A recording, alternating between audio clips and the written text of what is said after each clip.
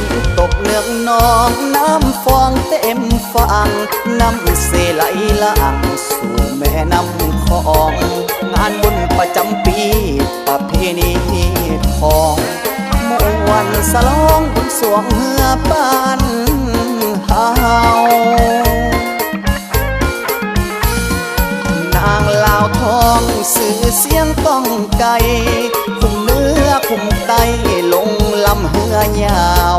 วัดสมสะอาดบ้านหัวหาทั่วเขาเพื่อนหินถิ่นเก่าสวรรค์เขตเมืองไซภูทองนางลาวทองเจ้าสู่ลักไซแข่งขันสิ่งใสเป็นเจ้านาวาสร้างละวงกฎด้วยแห่งศรัทธาเสียทบน้ำหนาความใจสามัคคี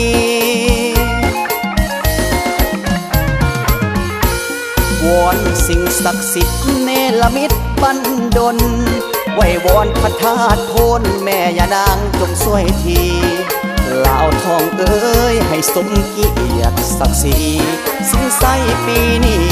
เป็นเจ้านาวาลาวทองเอ้ยนางลาวทองของแซมเลียนคำ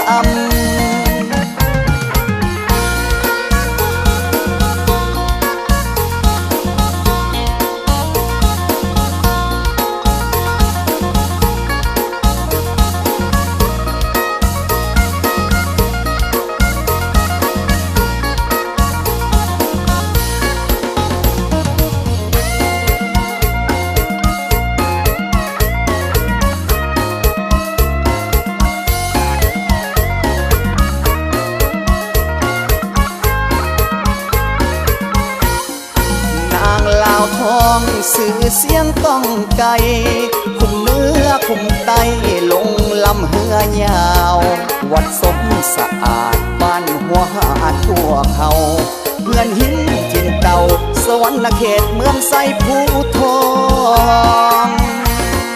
นางลาวทองเจ้าสู่ลักไซแข่งขันสิ่งใสเป็นเจ้านาวาสร้างละวงกฎด้วยแห่งศรัทธาเสียทบน้ำหนาความใจสามัคคี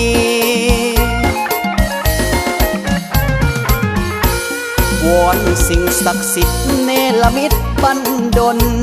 ไหววอนพระธาตุโพนแม่ยานางจงช่วยทีลาวทองเอ้ยให้สมเกียรติศักดิ์ศรีสิงไซปีนี้เป็นเจ้านาวาลาวทองเอ้ยนางลาวทองของแซมเลียนคำ